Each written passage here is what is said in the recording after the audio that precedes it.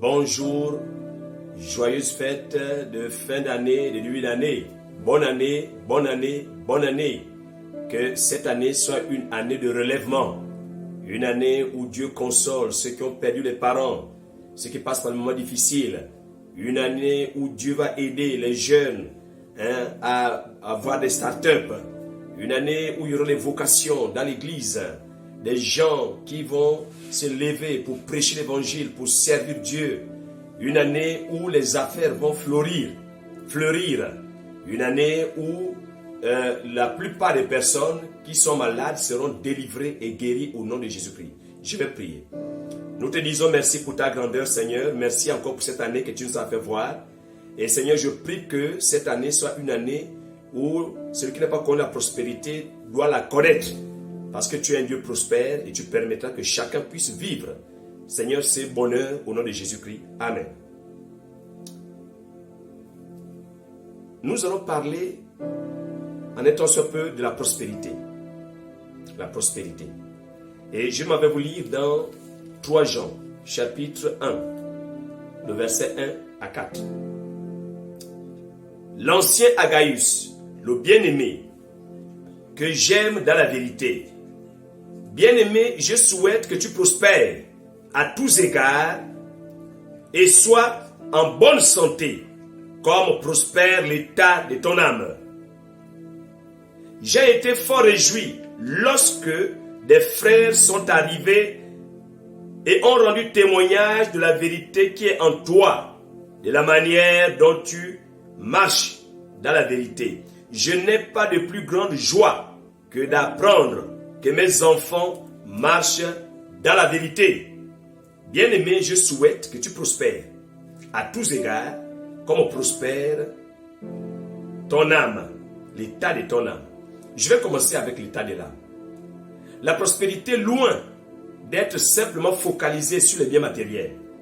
La prospérité, dans l'étymologie de ce mot, c'est grandir, c'est sortir de terre, grandir et porter le fruit. La prospérité, c'est réussir. Alors, notre âme est prospère parce que quand nous acceptons le Seigneur, nous sommes nourris au lait non frélaté. Nous sommes des bébés encore et nous devons grandir. Les gens vont remarquer que quelqu'un qui a 40 ans ou 50, 60 ans comme moi, j'accepte le Seigneur tout de suite et je dois grandir. Je suis encore un bébé spirituel, je dois grandir. Ou un enfant qui accepte Jésus-Christ. Parce que de la même manière qu'il y a la croissance physique, dans le monde spirituel, il y a la croissance. La Bible dit même que nous devons aller tendre vers la stature parfaite de Jésus-Christ. La prospérité, c'est tendre. La prospérité, mûrir. La prospérité, réussir sa vie.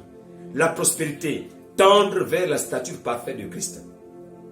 Bien-aimé, l'apôtre Jean souhaite les meilleurs, les vœux, les meilleurs à son ancien Gaius. Et là, il souhaite dans toutes les dimensions possibles.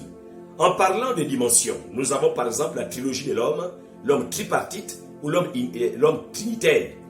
Donc nous pouvons voir ce texte dans le livre de 1 Thessaloniciens, chapitre 5, le verset 23. La trilogie de l'homme, l'homme tripartite.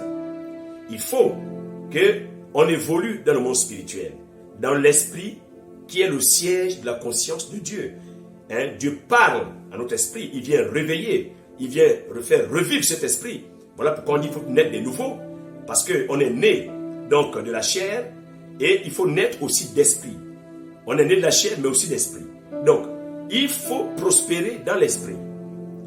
Il faut que nous puissions tendre, comme je disais tantôt, vers la stature parfaite de Christ. Nous naissons et il faut grandir. Alors, un enfant de Dieu, par exemple, ne doit pas penser à n'importe quoi. Parce que la prospérité ici, là, c'est réussir. Si vous voulez réussir, ne pensez pas à n'importe quoi. Dans Philippiens chapitre 4 au verset 8, la Bible nous encourage à avoir des bonnes pensées, à être positif. Un enfant de Dieu est positif. Il est écrit, comme je disais, Philippiens 4, 8, au reste, frère, que tout ce qui est merveilleux, ce qui est bon, ce qui est digne de louange et d'approbation, soit l'objet de vos pensées. Un enfant de Dieu doit penser à ce qui est vertueux, ce qui est joli, ce qui est bien, hein, ce qui mérite l'approbation. Un enfant de Dieu ne pense pas n'importe quoi. Il doit, quand il revient du monde, il doit apprendre à penser, apprendre à agir. Parce que quand tu arrives dans la maison de Dieu, il faut faire attention. Il faut savoir que ce que tu trouves, les pasteurs, les diacres, les diaconesses, tes grands frères dans la foi, doivent t'apprendre à marcher. Parce que c'est un chemin rocailleux et difficile, c'est un chemin spirituel. Donc il faut qu'on t'apprenne, c'est pas le monde, hein, l'église. Hein.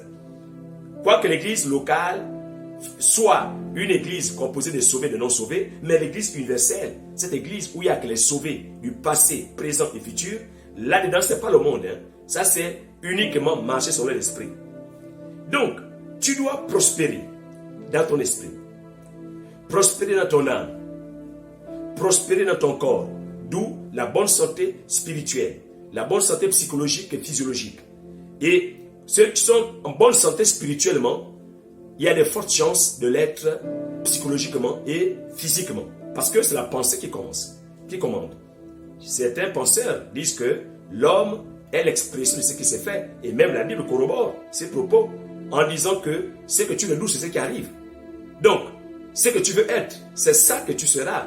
Parce que la foi ici est une ferme assurance de tes convictions, des choses que tu espères. Et c'est ça qui va arriver en 2021. Parce que je crois que tu es prospère.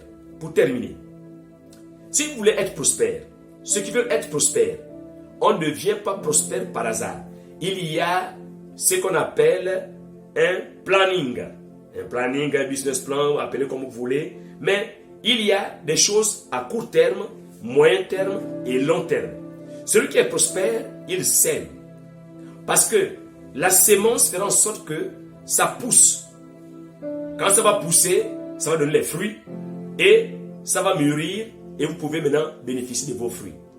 Évitez d'être riche spontanément. Tout d'un coup on est riche, c'est dangereux, dangereux, dangereux.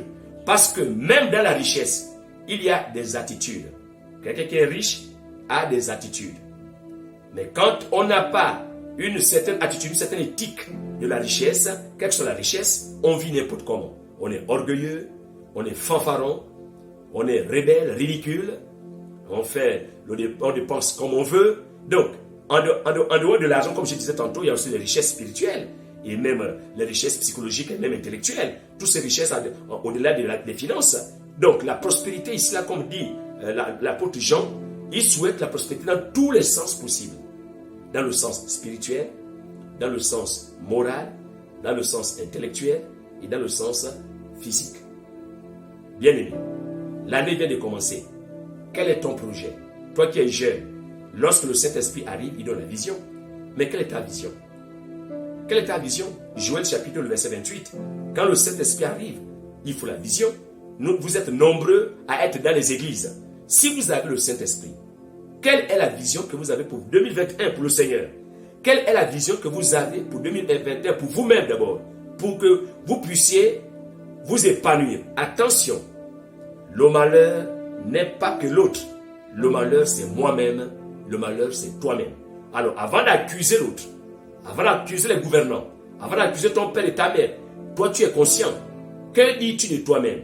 Veux-tu devenir prospère? Alors, il faut avoir un plan moyen terme, court terme, long terme et croire en ta vision.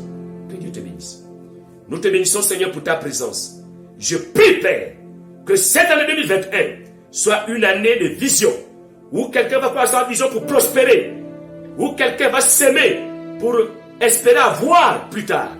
Seigneur, bénis tous ceux qui m'écoutent, bénis ceux qui me voient, et que 2021 soit une bonne année dans la prospérité. Au nom de Jésus-Christ, je vais les prier. Amen.